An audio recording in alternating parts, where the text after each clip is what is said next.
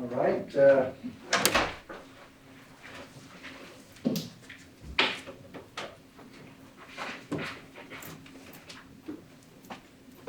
Page 15, Mark Munger et al. Versus David Mahon et al. Appearances, please. Todd, Prall, and Brenoch Wirthlin on behalf of the third-party plaintiffs other than Wirthlin Games. Jeff Hulet on behalf of Full Color Games Inc. We have Mr. Mahon with us as well. Good morning, Your Honor. Rory Kay of McDonald on behalf of the spin parties. Good morning, Your Honor. Steven Caloiaro on behalf of the Bragg parties for dates, right? All right. First motion on calendar is third-party plaintiff's motion to bifurcate the trial and set a bench trial on the contract claims and related. Actually, I don't believe that. I think that motion was withdrawn, wasn't it? I don't know, we intended to replace that with our amended and restated motion. That's what I understood. Yes. I don't know if we formally filed a separate notice of withdrawal, and so that's me not being right. It's still Yes. there. But I mean, it relates to the same issues, a lot of the same things, but it's slightly. Well, that's the question I have. Let me go to it here, just for the record. Okay.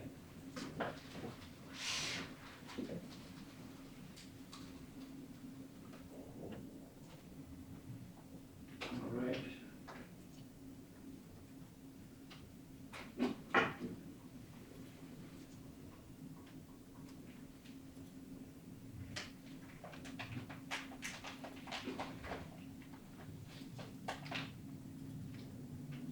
There was a withdrawal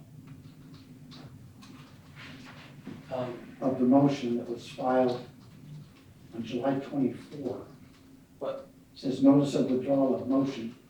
Let me just look at it here. I can Let me explain. just look at it here. Okay. And then- Okay, on July 24th, there was notice of withdrawal of third-party plaintiff's motion to bifurcate the trial and set a bench trial on the contract claims and related equitable relief claims between Spin Games LLC and the third-party plaintiffs, including the 19th claim for equitable relief, and on Spin Games LLC's unjust enrichment claim, okay, et cetera. So that was withdrawn. So that motion, that's the first one on, was actually withdrawn. And then there was another filing that was the third-party plaintiff's request that the amended and restated motion to bifurcate trial and motion for preferential trial setting on all claims against Spin Games, et cetera. That's the one that's actually before the court. Yeah, The so. amended and restated. Correct. Just to be clear, we submitted a court, a motion, the original motion to your chambers on OST altogether. That was taking a little bit of time, so we filed the motion again. And then you entered that order, and so we withdrew it. But then after that, we submitted a new motion, amended and restated motion, that was filed on the 31st of July. And then we submitted a request that that motion be heard on shortened time after the motion was filed. So yes, that is the motion that is on for today, is the amended and restated. And as I take a look at that motion, the amended and restated motion, okay? As I look at that, I see, oh, I didn't want it. Maybe I didn't.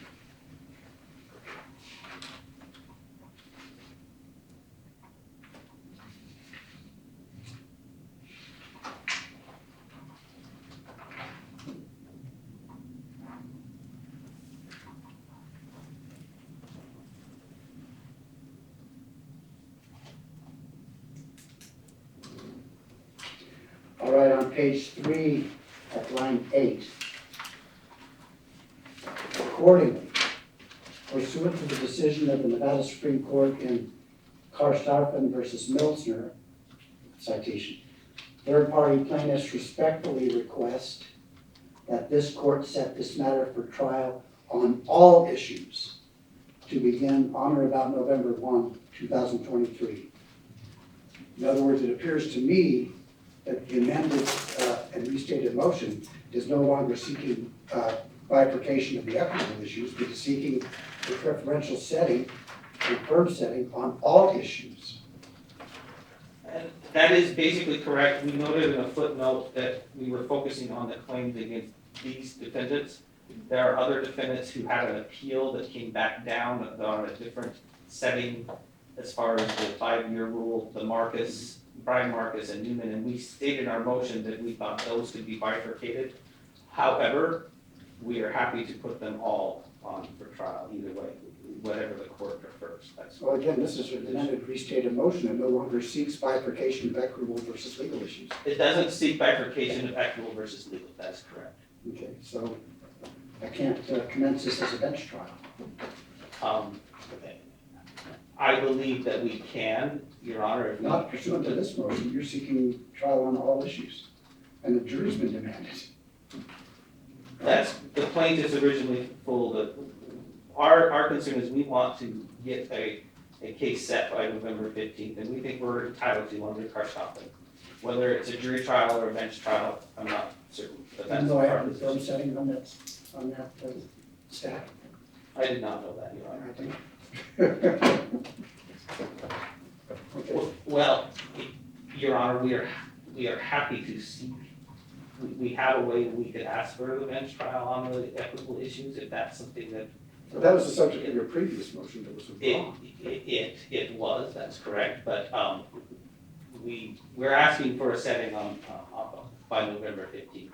And I believe we can do it. Well, I can put it on the stack, but that doesn't mean it's going to be given a firm setting.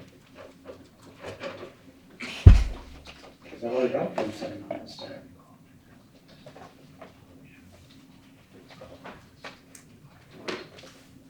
Well, we're happy to get it set on, what is the stack here? I don't know, I'm sure. I don't have that, but I think that's stack.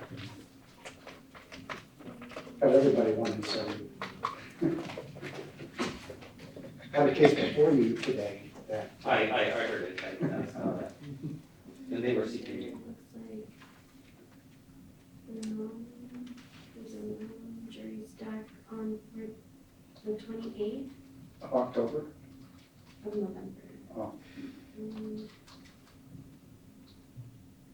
then it's October 24th for the jury trial. Okay. Anyway, I'll have to review the calendar. Okay. At this point, let me now address the motion that's before the court today, which has to do with bifurcation of claims against various parties, right?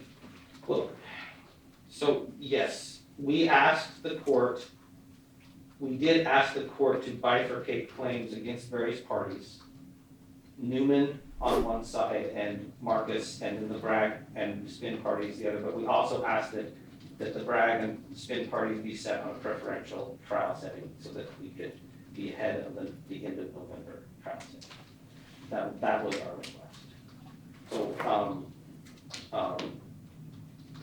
So what do you want me to address? I just want to make sure I understand. Well, to address the concept involved with separating the claims, bifurcating the claims that third-party defendant has against this set of third-party defendants as opposed to this other set of third-party defendants. Okay. That's the subject of the motion today, as I understand it. Well, it's also for a preferential trial setting on the other, on certain sets of those too. Okay, go ahead. Yeah, I want to start with the fact that the opposition in this case was actually filed 2 days late. It was due, we filed our motion on July 31st. It was due on August 14th, and so there was no opposition filed until yesterday. We think that in that case that the opposition should not be considered, and it should be stricken from the record. You want an opportunity to reply to it? No, we want a ruling today, and we think it should be considered. Okay. Because we would like to go forward, but that's what we would prefer, but we Let's just, make a record relative to the reason why it was late. Yeah, Your Honor. The record starts with what you mentioned at the beginning, is that this was a hearing set on an order shortening time.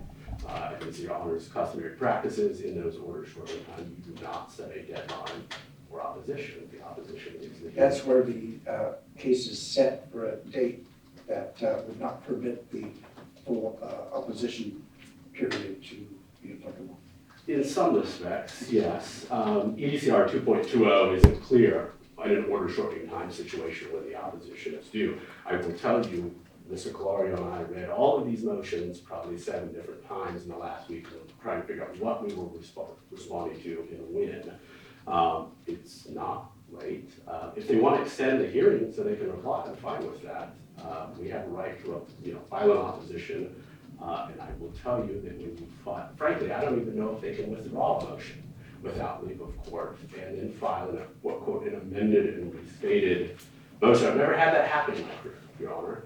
And so we started initially replying to the initial motion, and then we needed some additional time because they did this switcheroo, as you noted. I don't think it's late. It's not late under the traditional OST practice. All right, If they need more I'll time. consider the opposition. I think a motion can be withdrawn. I mean, as opposed to dismissal, but there's been an appearance by the other side. I think there's a question as to whether or not the plaintiff can dismiss a case without the consent of the other side, given costs and things like that. So relative to a motion, I think a motion can be withdrawn. Well, I will say there's prejudice to us because we started preparing an opposition to that motion in a very different, as Your Honor noted, set of facts and requests than what they ended up with. So I don't have any problem with them withdrawing the motion, but that, in filing this amended and restated, set off this weird procedural chain of I'll events that consider the resulted in our merits opposition. of this.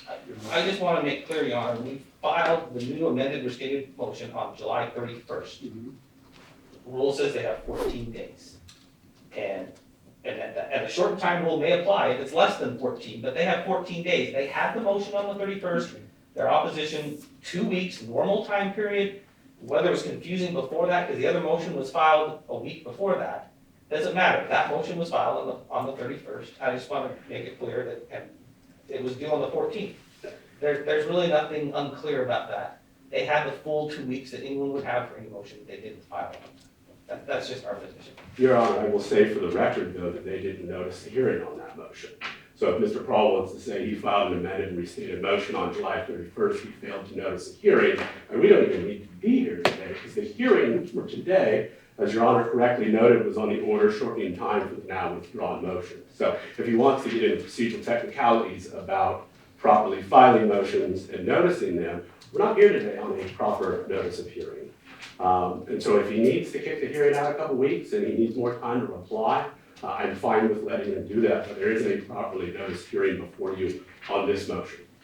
And Your Honor, that's incorrect. On August 1st, there is a notice of order shortening time by you on this motion that set it for today. But the motion was still filed the day before, and we did put hearing requested, and it would have been heard on normal time had we not requested to be heard on shortened time. So again, All right, The hearing was this noticed. this is quoting EDCR 2.20E, okay? Failure of the opposing party to serve and file a written opposition may be construed as an admission that the motion and or joinder is meritorious and the consent to granting the same, okay? that's- Maybe. I It's not understand. mandatory. and you still have discretion in determining whether you're gonna grant the motion, but it doesn't mean you should consider their opposition to the charge. That's. I'll consider the opposition, okay? I don't consider 2 days to be of any real import, unless you want an opportunity to reply. I'll give you that opportunity. Your Honor, we can address the issue today. We can do that. Your Honor, the primary basis of our motion is Castarvin v. Milser, which is a Supreme Court case that determined this very issue that is addressed in this case. And the court there said that a preferential trial setting should be granted based on 2 factors. First of all, whether the motion was filed far enough of when the deadline of the 5-year rule applies. And second of all, that the case has not been dormant and has been moving towards trial. And so those are the 2 factors to consider. So that the parties have been diligently moving the case towards trial. And so we believe that we've met those 2 standards in this case. That under Castarvin, it's clear that those are the 2 factors that should be considered, and we've met those standards. We filed this motion back before August. We understand that the other party's taking the position that the 5-year rule ends sometimes towards the end of November.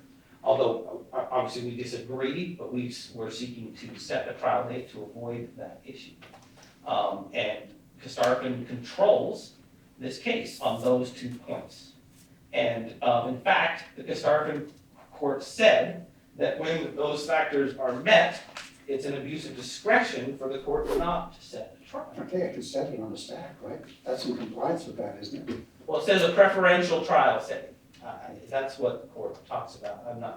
I don't know if that's a firm trial setting, but to set it so that it can be heard on that, in that time period. Yes, that's what it says. So, and so we're asking to set the case for trial on the spin, specifically on the spin and claimed against Spin and Bragg. The reason we're asking for that bifurcation is the Newman parties and Mr. Marcus both appealed early on in this case. Those appeals took them out of the case until they were remitted in the spring of 2021. And at the time they were remitted, we were still under the COVID-19 rule that stayed told the 5-year, or at that time, the 3-year rule until July of that year. So those cases, the 5-year rule wouldn't apply until July of 2024. Second of all, if you look at the third-party complaint, those claims are all separate claims. There are no specific claims that list Newman, or the parties, or Marcus along with the spin parties or Bragg. They are separate claims, and in fact, I can list them for you. The 7th, 8th, 14th through 19th, and 21st through 23rd, and 35th claims are against Spin and Bragg, and mention only the Spin and Bragg parties or parties that have been dismissed from the case. The 10th claim is against the Newman parties separately. The 11th claim is against Mr. Marcus and another party who's been defaulted, and other parties who've been dismissed or released. The 12th claim only involves Marcus. The 24th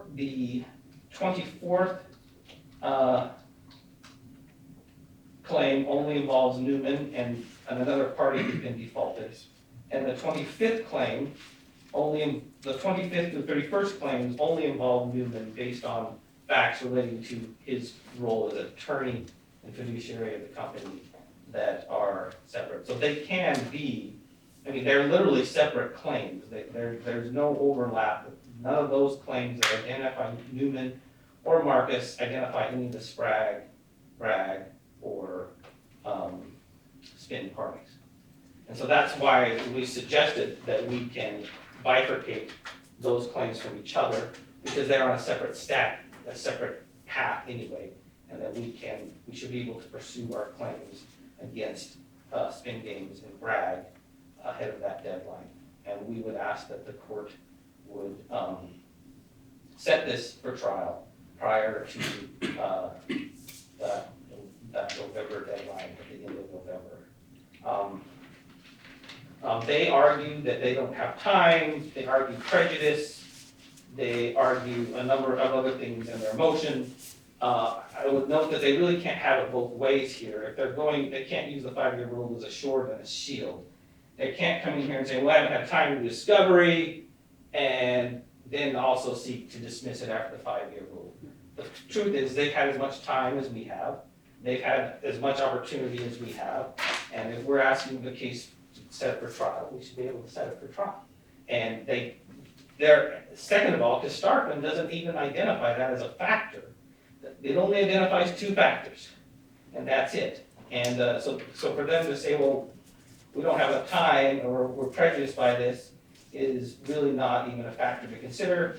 And second of all, they've had as much time as we have for discovery. If they did do some discovery, and they could have done more, and if they haven't done it, they think they need to do more, then that's really, that should not affect your ability to set the case for trial. They also argue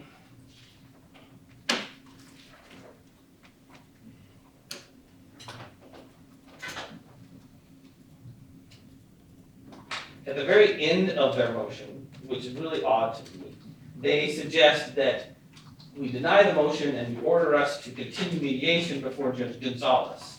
However, that mediation did not resolve the claims, and if they go to mediation knowing that they're just going to seek a dismissal on the 5-year rule without a trial date, they're not gonna mediate in good faith, they're just gonna wait for the dismissal, so there's no reason to do that. And, the other arguments, Your Honor, they make, really go to the fact that, you know, this case has had a lot of things happen, we show filings after filings, lots of things have gone on. It's not a case that sat dormant. They have still, as we noted in the other motion we have to compel today, have refused to produce certain discovery that should be obviously produced, and are still continuing to try to do things to delay things so that we can't get the case to trial. And so we think that under Constarfin, it's pretty clear that the court really needs to set it for trial ahead of that time period, and so that we can bring the claims against Bragg and Steven to trial. Unless the court has any questions. I want to make sure I understand what would be set for trial.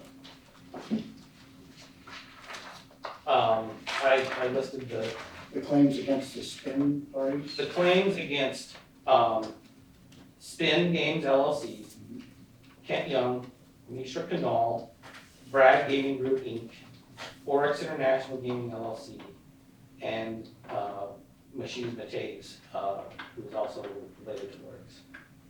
Or They're Mateys. contending that if it were set for trial on that aspect only, as to those parties only, your contention would be that if it did go to trial, that would alleviate the 5-year problem as to the other parties.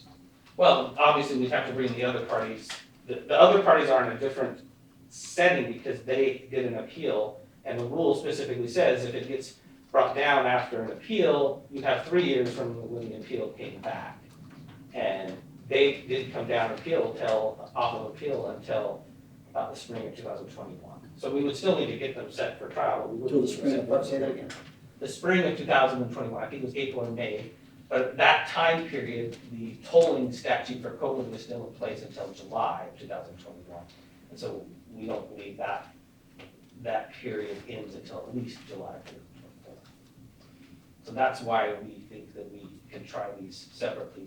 And if you look at the allegations under the different claims, they are separate allegations. They don't, the things that Newman did and the things that Marcus did are separate issues that in part involve parties that have been defaulted, and also involve parties that were dismissed but involve their actions as well. And so that's why we think that that's appropriate. Honestly, though, we would be prepared to take the whole thing to trial if we felt like we needed to. If the bifurcation doesn't work, we think under Constarfin, we should be able to do that. How long do you think a trial would take? I think that,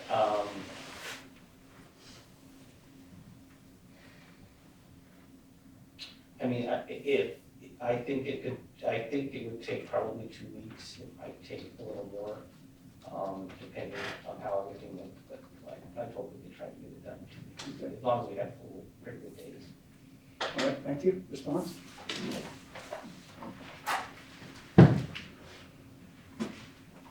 Thank you, Your Honor. Rory Kay, counsel for the spin parties. We filed our opposition as a joint opposition. There are some service issues with respect to the Bragg parties. I will let Mr. Caloiaro address them when we get there. I'm glad to hear from the full color parties that they're entirely relying on car staffing is the case that requires you to set a preferential trial setting. What I'm disappointed with is apparently they didn't read the facts of that case and why the plaintiff in car staffing got a preferential trial setting. The bedrock of any preferential trial setting motion is the fact the case is trial ready. You can't have a trial if you don't have a Rule 16 order, if you haven't completed discovery, if you haven't even closed the pleadings. I will remind you that we literally just closed the pleadings a month ago with a newly added third-party defendant. Why? Because since Your Honor set your original scheduling order back in November of 2020, which had a deadline to amend the pleadings of September 10th of 2021, they've amended and amended and amended and amended. And so what they're really asking you to do is require a new third-party defendant to take this to trial in less than, well, I guess a day less than 3 months. There are due process issues all over the place. And they're issues created by them. And the fact they've amended this pleading well beyond the deadline set in your scheduling order, in NRCP 16.1, in EDCR 1.90. This says even in a complex case, your discovery, not just your amendment in the closing pleading, but your discovery has to be done in 24 months. So let's look at how that compares to Christoffen and why the plaintiff movement in that case got a preferential trial setting. And you have to dig into the briefs of Karstaffen, not just the opinion. Justice Cherry, in the second factor, noted that the plaintiff had been diligent. In that opinion, he didn't describe how the plaintiff had been diligent in getting the case trial ready such that they could move for a preferential trial setting. But if you go to the opening brief in Karstaffen, you see exactly why that plaintiff got a preferential trial setting. And I quote from page 15 of the brief, the plaintiff had made all Rule 16 disclosures and repeatedly supplemented those disclosures. There were no more evidence that was needed by the plaintiff to produce, no more witnesses, no more damages, computation, any of that stuff. When the defendants had delayed discovery, the plaintiff successfully moved to compel documents, so all documents were out in the open. Most importantly, in the third point, is that in Karstaffen, all the depositions were done. The case was trial ready. That wasn't just recipient fact witnesses, it was expert witnesses. In fourth, and what's completely absent here, is in Karstaffen, the plaintiff had repeatedly demanded trial settings to get the case done, and finally, having run out of time, requested a preferential trial setting. Now, why did the plaintiff run out of time? Because it was the defendants that had amended pleadings well beyond the deadline. It was the defendants who had stonewalled the ability to close the pleadings and get discovery done. Had they not done so, the plaintiff says, and Justice Cherry and the Supreme Court accepted, that the case would have been tried years before that. So let's look at this case and specifically what's admitted in the motion. We don't have a Rule 16 order in place. We haven't had a Rule 16 order in place since November of 2020 when they blew all the deadlines because they were still amending the pleadings over and over and over 4.5 years after this case began. You originally set the September 21 deadline to amend the pleadings. They blew that. You originally set the December 21 deadline for discovery to be done. They blew that. You set expert discovery on September 10th, 2021 and October 11th, 2021. They blew that. Did they come before you as they were required to do under the 8th Judicial District Court rules and file a motion for you to extend those deadlines? No. Instead, what they've done is they've repeatedly come before you and asked to amend their pleadings without getting a Rule 16 order in place.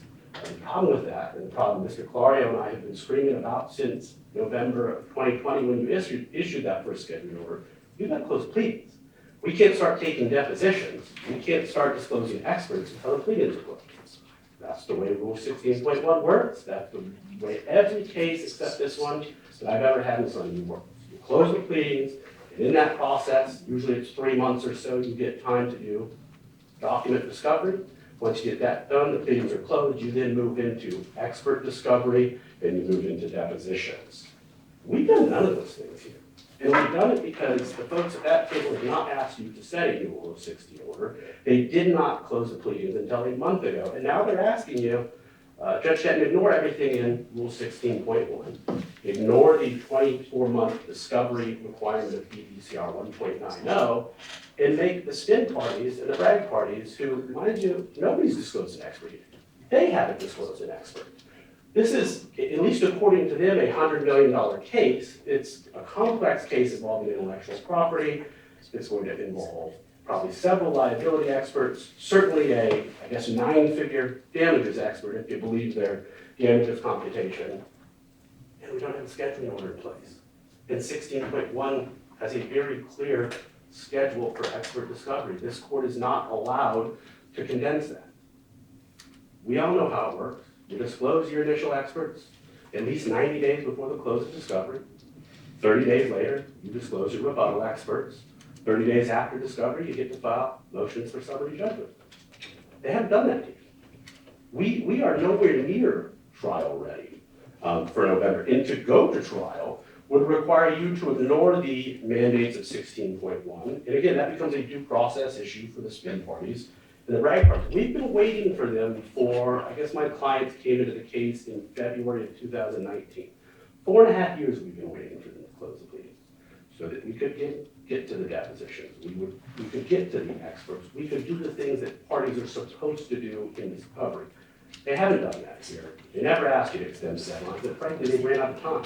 It's their fault and their fault alone. I will agree that Carstaffen is the case that controls whether they get a preferential trial setting or not. I will strongly disagree that in reading the Carstaffen facts, they come close to applying to this situation. In Carstaffen, the plaintiff had completed discovery, and that case was trial ready when the Nevada Supreme Court said the district court should have ordered a preferential trial setting. The delay in that case was caused exclusively and solely by the defendants amending their pleadings well after the deadline to do so. Neither of those things are present here, and so they're not entitled to a preferential trial setting. I don't know, even if we worked on this case every day between now and November, whether we could get it tried. Our experts have to have time to review the documents, they have to have time to review depositions and put together their expert reports, and of course the rebuttal experts have to have 30 days to put together their expert reports. I'm looking at the calendar like the rest of us are, and the math isn't adding up. And so they are where they are. Your Honor, respectfully, this is a motion you have to deny because they haven't met the standard. They're not trial ready. They admit it in their motion that we haven't conducted any depositions in this case. And mind you, they didn't even notice a first deposition in this case until about a week ago, and they did that without asking us about the opponent's schedule or whether counsel was available, and that fight would come before you soon enough. But when Mr. Prall says we can't have it both ways, we're not having it both ways. We've said for 2.5 years the 5-year rule is the 5-year rule. We need to close the pleadings, and we need to get this thing moving, or Full Color's going to run out of time. And now that day has come. They have run out of time, and it's their own fault. Their only lone excuse is the fact that they purportedly had difficulty serving a couple of the individual Bragg defendants. I would just note for the record before I turn it over to Mr. Caloiaro that pleading was filed on November 22nd, 2021. Almost 2 years ago, and they finally closed the pleading. As I mentioned, that defendant filed his answer, I believe, 2 weeks ago. There was plenty of time to get these things done, and you'll hear from Mr. Caloiaro why they didn't get it done by the Full Color parties. But frankly, there's no basis under Carstaffen for a preferential trial setting. As the bifurcation, Your Honor, respectfully, they do have individual claims against Mr. Marcus and Mr. Newman.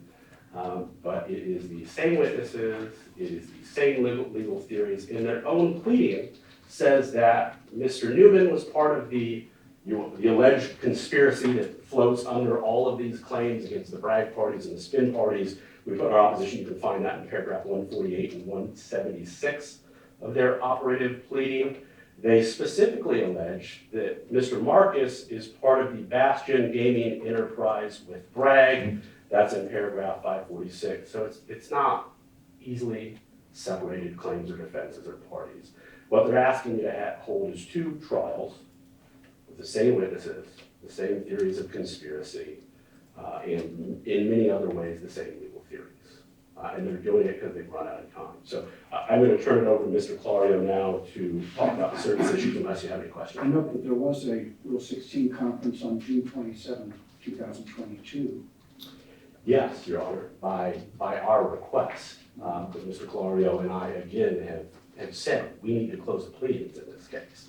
And what you heard from the Full Color parties was, well, Your Honor, we can't do that. We're having trouble serving some of these individual defendants. You never got a request, a motion asking you to extend the discovery deadlines. Service issues happen in all sorts of cases.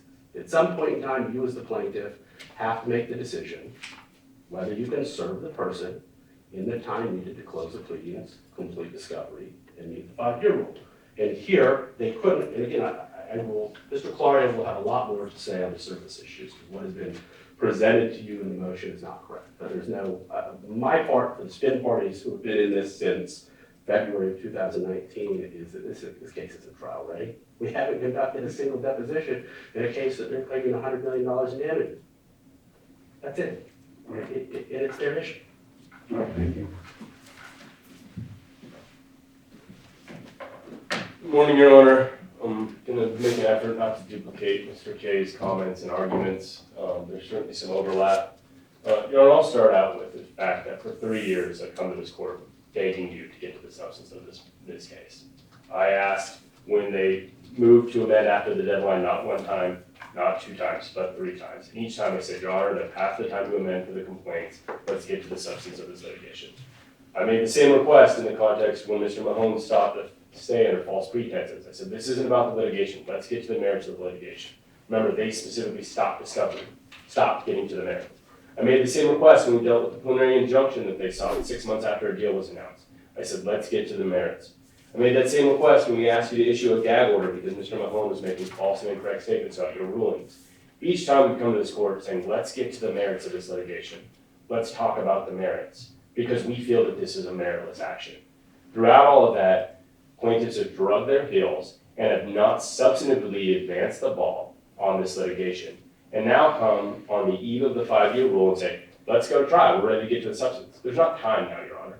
They've made the conscious choice to continue to add parties, and opposing counsel has been hell-bent and glory-bound on adding every tertiary or quad party that could potentially be related to this action and bringing them in for the purposes of trying to extrapolate a higher settlement. That tactic has failed. And now they're in a situation where they're forced to try to come and get this trial done. And they're saying, we all have to go to trial now. For instance, Mr. Magees, who just answered on August 2nd, they're saying he has to go to trial in 3 months. He answered August 2nd, Your Honor. And if the court will remember, they originally brought him back, I think in the second amended complaint or the first amended complaint, they failed to serve him and you dismissed the action against him. Then they asked you to, even though you already dismissed the action, they filed a new amended complaint after the deadline to re-add him to this case, and then went through the process of trying to reserve him. I'll note for the court that 90% of the parties that they said absolutely they had to add to this case have been dismissed for personal jurisdiction. The only party remaining is Matisse. Specifically, Bragg and Oryx accepted service back in 2020. And yet we can't get to the merits of this case because they wanted to add parties, they wanted to add parties, and they wanted to add parties. And they did that to their own detriment. I've given this court the analogy before, but this is exactly like a person that goes to an all-you-can-eat buffet downtown at the Strip with a 2-hour time limit. They've loaded up their plates, and they've gone back and gotten more food, and gone back and gotten more food, adding parties, adding claims, and if that's their right to do, they can litigate their case how they want to. But guess what? The 2-hour time limit's up, and they're stuck with a table full of food that they can't eat, and now they're trying to blame everyone else and say, well, give us more time. He said, I'm not going to give you an advisory opinion, give you more time. Well, then it's their fault. It's these other people's fault that we haven't gotten the case. None of that is true, Your Honor. To ask a party who's been in this case for all of 15 days to go to trial in 3 months without the benefit of discovery, without the benefit of experts, and without the benefit of summary judgment is completely inappropriate and improper.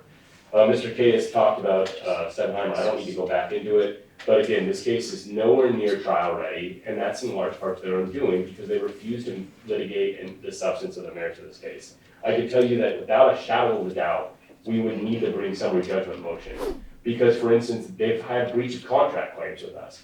They've admitted there's no contract between us and them, but there's still breach of contract claims in their complaint. They've done nothing to substantively narrow this case, and instead they continue to expand it, so now we have almost a 400-page complaint with over 1,000 paragraphs. At no point have they substantively advanced the ball on the underlying merits of this litigation with respect to the Bragg and Spin parties until a matter of about a month and a half ago. When they, started pushing discovery, when they started, a week and a half ago when they unilaterally noticed depositions for next week and demanded that third parties from overseas come into the U.S. That's kind of where we're at here, Your Honor. And again, I think we're just at the point that this is substantively unfair. I'm happy to answer any questions about it. Yes. The question I have is it fair for me to ask whether the statutes of limitation have run on the underlying claims pleaded in the third-party action? That's not before you, but it has, and that was the basis of our motion before for attorney's fees that you denied. Because we said, listen, they could, and then I think you made the comment, well, they could still bring the causes of action, and I said, yes, and we moved to dismiss. The same is probably true, yeah, there are so many causes of action, I think Mr. Prall went through about 35 separate ones. So I'm not gonna begin to tell you exactly the statute of limitations on each one of them. Because a dismissal under 41E is not necessarily with prejudice. Again, they chose to litigate their case how they wanted to, right? They could have, and I think I've told the court this, right? They could have gone, Bragg and Oryx, who are supposed to be the entities that part of this conspiracy is generated around, they accepted service. We could have started litigating the substance of this merits back in 2020, and they chose not to do it. And now they want excuses and they want to blame other people that they haven't litigated the merits of their action. And we're here saying, it's not our fault, Your Honor. We're the defendants. We don't have any duty to advance the case forward. It was their duty.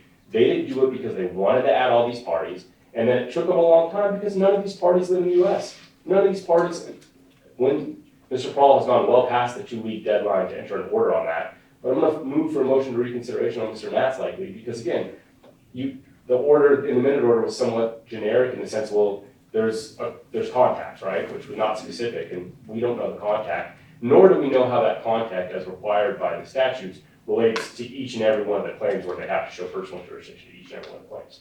Much like that analysis, the same analysis is lacking here. They didn't analyze Carsteffen under the actual facts of what happened in Carsteffen, that they were completely ready to go to trial. They just said, oh, we're the same. Trust us, Your Honor, we're the absolute same. We're not, Your Honor. No one's done a deposition. We still are fighting about discovery that you'll hear from me in a couple minutes, where they've brought up the exact same discovery you've already ruled is facially overbroad. They brought it again, and to the exact same thing, right? We're still at that point. We're at the genesis of where a case would normally be about a year in, and instead we're about 6 years into this case. And it's all because they haven't moved the ball forward, hoping to force a settlement. Guess what? We didn't capitulate, we didn't bend the knee to them, and now they're like, oh, well, we need to go to trial. They could have filed this motion 6 months ago when they knew that they were running short on time. They could have asked the court to set a jury demand or a trial setting. They didn't do any of that, Your Honor, because they weren't interested in litigating the merits of this case. And they're really not now, but for they'll lose their cause of action. Without any further questions, Your Honor, I'll sit down. Okay, thank you. Mr. Prall?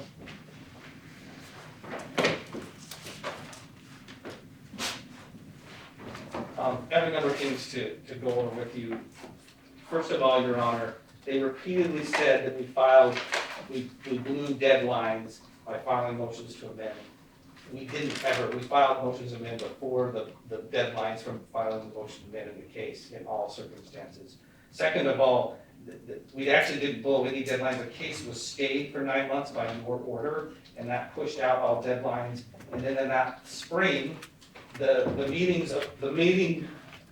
minutes of the court's hearing when the court vacated that trial date noted that the parties indicated that discovery was still open and discovery still needed to be done. And they did want to do another Rule 16, which was set for later in June. And I'm going to ask you about that, the minutes of that Rule 16 conference on June 22nd, okay? Indicate at the end, Mr. Prall to prepare the order and present to counsel for review prior to submittal to the court. Can you direct the court to an order that was entered based upon that? I think I'd have to look at the pleadings. I think the June 27th is where you issued a deadline for when the service needed to be completed. And I believe we did prepare that order. I don't have it in front of me. But we also did file a motion to allow for service by publication and so forth. But it also says in those minutes, Mr. Prall stated written discovery takes 30 days and requested 3 months for a new deadline. Requested the right to publish, court ordered service deadline and future action is set for 8/19/2022 and set a status check. Mr. Prall to prepare the order and present to counsel for review prior to submittal to the court. Your Honor, that statement was it would take 30 days to publish for service. All right. And that was all about getting those last parties served. I don't think it said we need discovery for 30 days. I don't recall any of that. Okay. I don't have those meeting minutes in front of me, no, those weren't attached to the case. But that was all about service, those issues were about, and you did issue a deadline for when they needed to be served. We did file some motions after that, asking for alternative service, and I think a few week extension of that deadline, which ultimately you did grant. And you also, when you denied their motion to quash, which honestly, Your Honor, they filed a motion to quash after the service was completed. They didn't request a hearing on it, and that was not decided by you until the next April, when I, about a month before, informed the court that that had not been ruled on, and then you set that hearing. So there's a number of factors that for reasons this case has gone on for as long as it has, and it's not been because we haven't been trying to push the case forward. We did seek to add the other parties because we thought they were important for our case, and you ruled that there wasn't jurisdiction over them. We disagreed with that on many grounds, but that's the ruling that was there. And the court didn't find, when the court addressed their motion for fees, that those efforts were in bad faith, or that they were problematic, or there was any basis for them to get fees when that dismissal occurred.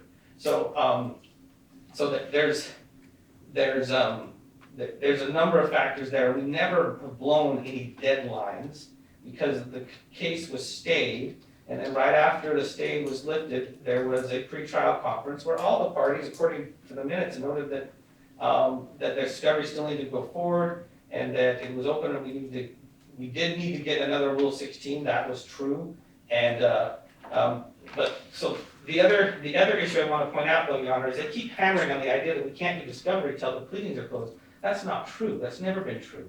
They could have done discovery anytime they wanted to. In fact, they did do discovery. All of us have done some discovery. In fact, it's been a year of us working with the spin parties on trying to get documents from them on our discovery requests to them. So there's a number of discovery that's been going on, and for them to say that we haven't been trying to move it is just disingenuous on their part, and to say that we missed or blew deadlines is also disingenuous on their part, because that did not happen. And I want to point out that the Starfin case itself could have said that this is for cases that are trial ready. It did not. It said it'll set a trial, and if those two factors are met, we believe again that we've met those. The court could have analyzed and added more analysis. In fact, they said that they were going to include more analysis that the previous case included, and they were perfectly well within their ability to identify more issues that need to be considered by the judge in setting it for trial. They did not. They're adding those things to the case. Those are facts in the case, but they were not part of the ruling that the court issued in that case. So there are arguments that it has to be trial ready, and on top of that, Your Honor, we're saying we can get this case to trial. We want to do it. If it doesn't work and it's not ready, then there's no skin off their back. It's our case. We should be able to get it to trial and do it. And so that's... So it's trial ready from your standpoint, even if it's not from the defendant's standpoint. Right, now, we acknowledge that we set depositions. One of them set for next Monday. All the depositions that we originally set them, so they would be all done by the end of August. I think but we can move this case to trial. And just for the record, I'd asked you about an order Mhm. based upon the June 27, 2022 Rule 60 conference.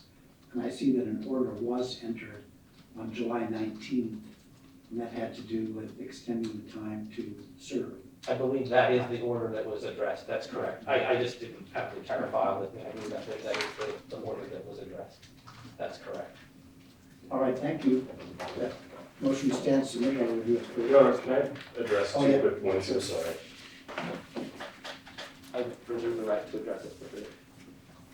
He'll have the last. I would note, Your Mr. Honor, Prall will have the last word. I would note, Your Honor, that they filed a joint motion. I'm not sure if they should both be arguing it anyway. I think he just wants to address something. He wants to address a couple points, But you'll have the last word. Yeah, I'd like to address 2 points, Your Honor. I'm going to direct the court to our opposition to third-party motion to amend the third-party complaint. And this is back on August 25th of 2021. This is almost 2 years ago. And in this motion, we state, third parties seek to leave of this court to amend the third party complaint, and they had to seek leave because it was outside the period of time. Notwithstanding that allowing the amendment would prejudice the third party defendants and the amendment would be futile. And I note there, additionally, third party plaintiffs seek to add claims in their third amended complaint that are fatally untenable under settled law. All the while, the amendments contained in the third party amended complaint come after this case has been pending for years, and the third party plaintiff sought and obtained an indefinite stay of discovery, which has precluded the party from any substantive or refuting the allegations, and the third party plaintiffs have obstructed the defendant's right to secure a just, speedy, and inexpensive determination of this action. As has become readily apparent in the recent filings, third-party plaintiffs have no intention of actually litigating the marriage or proving their indiscriminate or haphazard allegations, and instead seek to use this litigation to influence stock prices and extort the third parties into a settlement. This was back in August of 21, 2 years ago. Fast forward, at this hearing, the court issued a ruling that said, both Mr. Kay and I said, Your Honor, we need to close these pleadings. And the court issued a date and said, no more extensions. I'm giving you a date, I believe Mr. Kay has that, but in the June 22nd, 2022 hearing, the court, if we go back to the record, said, I'm giving you till July, no more extensions.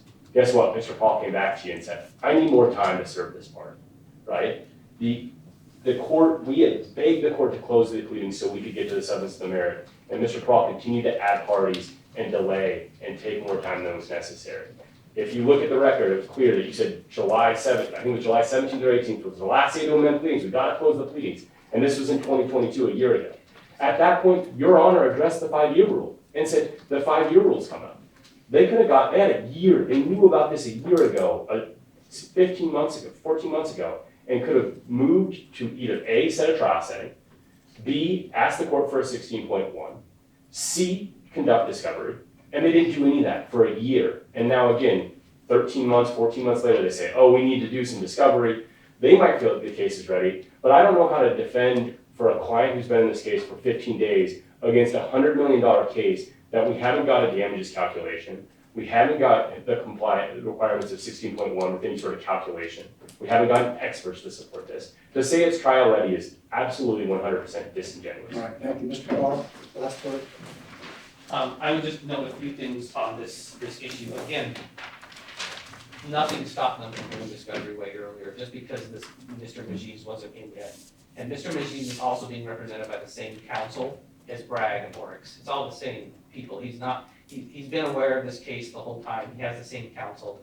To say that he's prejudiced at all is really disingenuous on his part. I would also like to note that Spin does have counterclaims in this case, and I don't know if they're just saying they're not going to pursue them, but I mean, they also would have had the same duties to pursue their claims as we did. And so again, they had the same amount of time as we did. They could have done discovery anytime, and to say that they're just like, well, we have to do more stuff, and we can't do it. That's just as much on them as it is on us, if at all. And so we think that the case as a whole, if you look at the filings, the things that have occurred in this case, this is not a case that sat around. And in fact, the early part of this case, we were successful in settling out a huge number of the parties in this case and trying to narrow it down. And that took a year and a half. And so there's just a number of factors that affected this case as we tried to bring it to trial, and we think that we're entitled to get this case to trial now, and so that's, unless you have any other questions for me. All right, thank you. As stated, that motion stands submitted. The next motion is the third-party plaintiff's motion to compel discovery responses.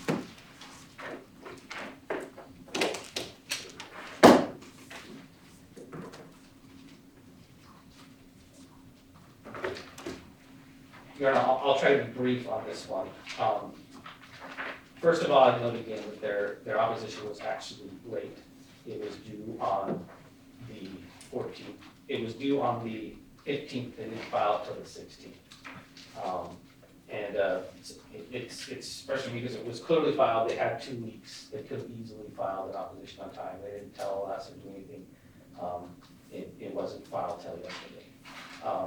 And again, we think that, that's just more indication that this specific issue on these discovery requests, they're just doing things now to try to delay responding to these. These are legitimate requests that we've asked them to do. They are different than the requests that were done previously. Your Honor, we've attached all of these requests. Previously, we did make requests that the court found it was not going to compel them to respond. Those requests were made to many more parties than these were, and they had many more communications between many more parties than these are documents relating to the communications. These requests were much more narrow. They seem to say they're the same, but they're not. They're not the same at all. These requests asked Bragg to produce communications between Bragg or its agents and each request asked for just the communications between them and one person during the time period that's relevant to this case, relating to subject matters that are specific enough and related to this case that we need that discovery. And they have stonewalled us every time we've tried to get it. And even the first time, they could have said, well, these are overbroad, but we're gonna give you something. They don't give us anything. And they just say, hey, you're not entitled to anything. You're not entitled to any of the basic communications between Bragg and Mark Munger during the time period that we allege that they were communicating and relating about the acquisition of Oryx and about about the third-party plaintiffs. All these things are clearly related to our claims. They should have been produced already.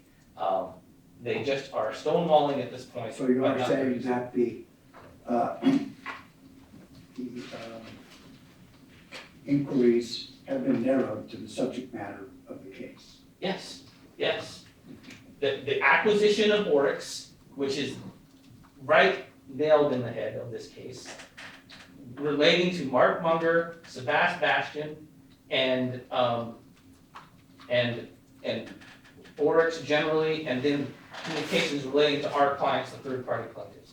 Those are the 5 subject matters of every single one. The only one that I think they may even have some basis to object is just the Oryx International generally, rather than the acquisition of Oryx. But even that, I think we're entitled to all of those communications, the documents concerning those communications between the parties.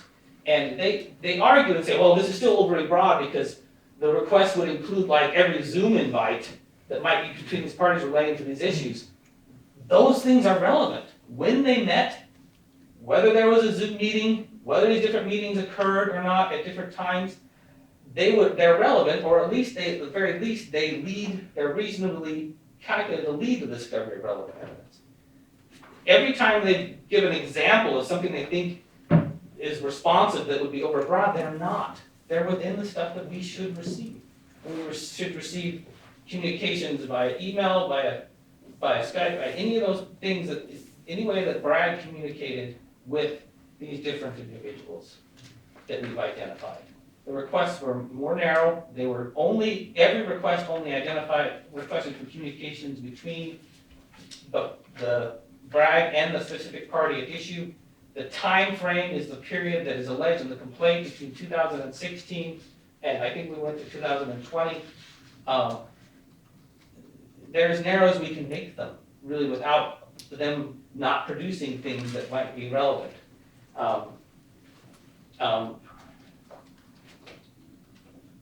And so, Your Honor, I don't. Their arguments are very much not substantive. They try to argue form over substance. They don't have any cases that are applicable here. The cases that they cite are cases where the parties have made requests, all documents concerning the allegations in the complaint or concerning this. These don't do that. They identify the specific issues. All they need to do to respond is do proper searches through their emails using the subject matters that we've identified. That's not something that's overly burdensome. It's narrow, and these things should be produced. Unless you have any other questions, Your Honor, I think, in fact, frankly, I think that we should be entitled to fees. I don't see their objection as having there. Response?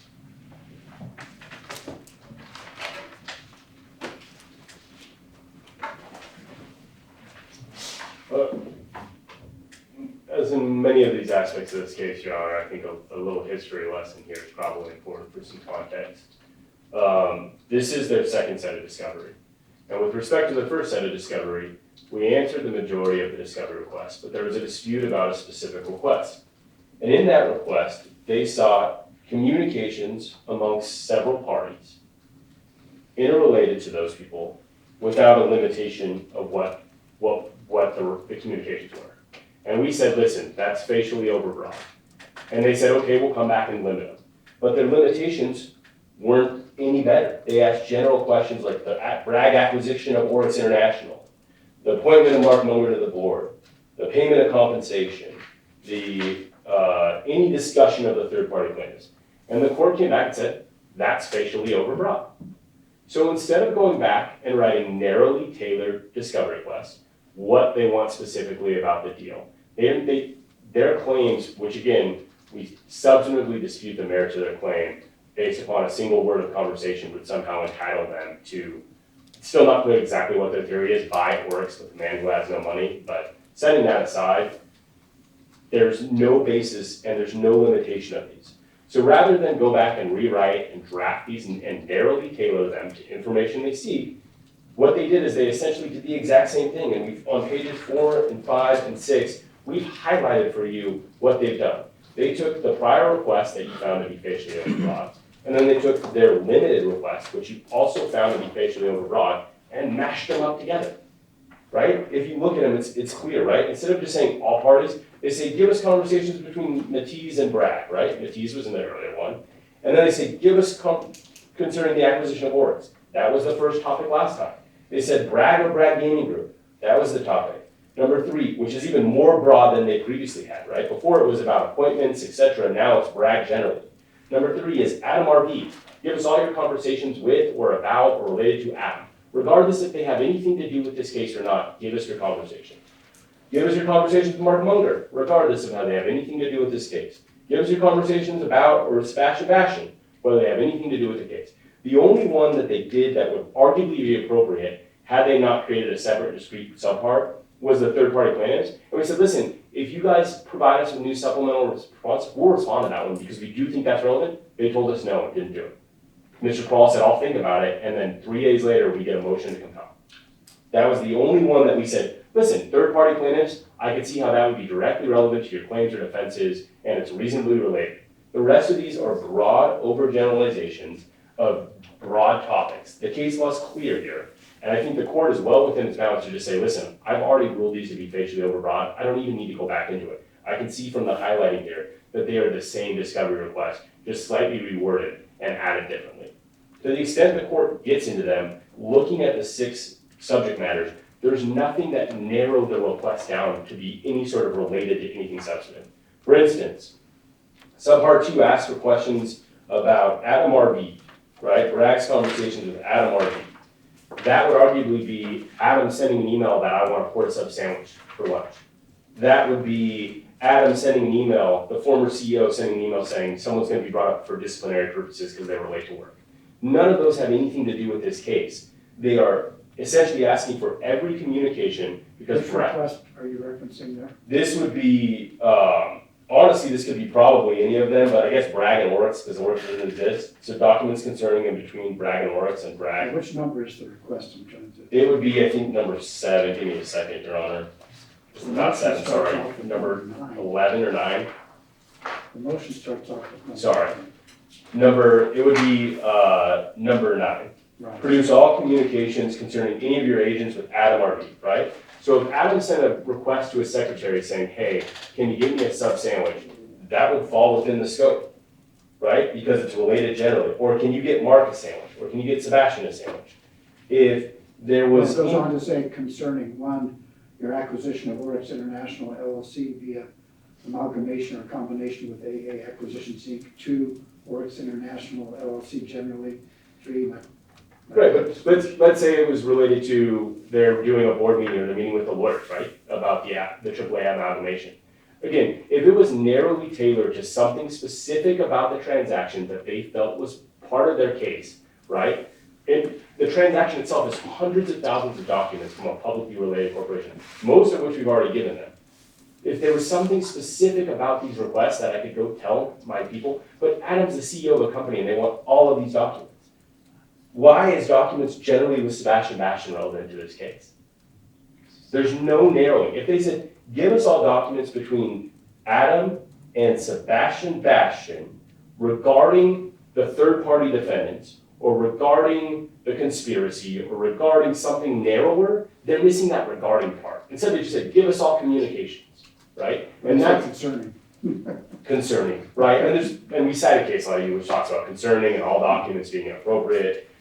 What they're really missing here, Your Honor, is setting aside the fact that they haven't defined Bragg and who Bragg is, which means we would have to search every single Bragg entity in order to respond to this request. Setting aside that point, what they failed to do here is narrowly tailor the subparts. And that's the real issue here, Your Honor. And that's quite frankly why I didn't have a problem with number 6, right? Number 6 is generally related to this litigation. If we talked about them, I would arguably think that would be related or reasonably led to lead to the admissible discovery. Didn't have a problem with that. I said, send it over to us as a revised request because it's all of these and the laws don't allow us to pick and choose what we respond to. That's not appropriate on our behalf as a defendant. So if you send us over this, we'll respond to this.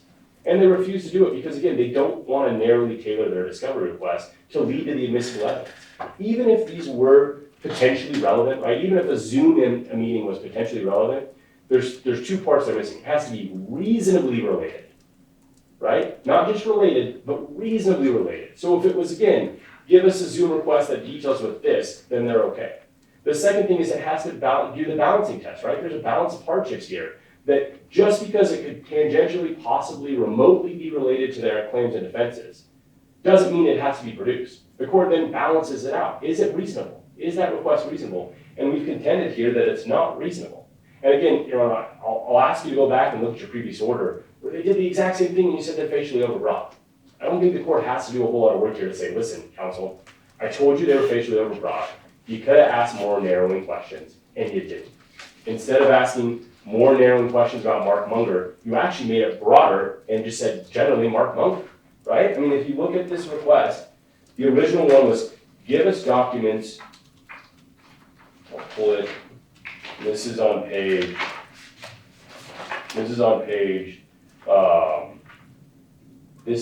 4. And this was documents about, between Bragg and Adam. So this would be request number 9. The previous request was give us documents related to the appointment of Mark Munger to Bragg's board. And the court found that to be facially overbroad. Now they're saying, give us documents about Mark Munger. It's not even limited, they've expanded it. And the court's already said a more limited version of that request was facially overbroad. And now instead of saying more detailed what specifically about his appointment to the board, they just said, oh, give us all documents about Mark Munger.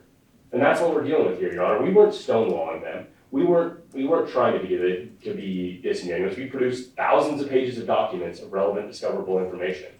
They essentially took their previous request that you reviewed, broke it into 5 requests and said, here you go, threw it back at us. And he said, no, you have to do more. They refused and instead filed a motion to compel. For Mr. Prall to come up here and say, well, you should have given us some stuff and you should have just, kind of redlined my own request to what's narrow and what's not, isn't appropriate for me to do, and it's certainly not appropriate for the court to do. The case law is clear on that. We can't redline discovery requests to make them relevant. I can't choose what's relevant and non-relevant, and that's why I asked Mr. Prall. Simply go back and provide me with a new request for the third parties, and I'll do that. We can potentially work on some of these other ones if you want to further narrow them down, and he said no.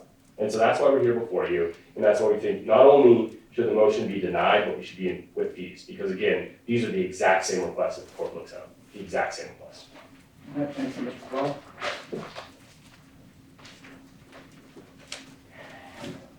Your Honor, they keep making arguments about this previous order that are confusing because they come in here and say, well, you can't redline the request, but then they tell you that your order previously, which denied our motion to compel, considered red lines and denying it. The original requests were much broader than what we tried to meet and confer on to get some documents from them.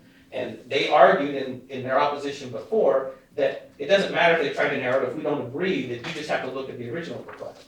And so you denied our motion to compel. It's not clear to me that you went through every single request and said, well, these are overbroad on every single thing. You just believe they were overbroad generally. So you can go look back and look at that order if you want, but the point is that these requests are much more narrower. They are focused on the allegations in the complaint about the time period that they were involved. Mr. Munger and these other parties were involved in negotiating a deal relating to the acquisition of Oryx. And they're focused on the people that were been involved in those, in the allegations that we have in the complaint. If we narrow them more, they're gonna produce stuff or say they don't have anything, when they do have stuff that's probably relevant.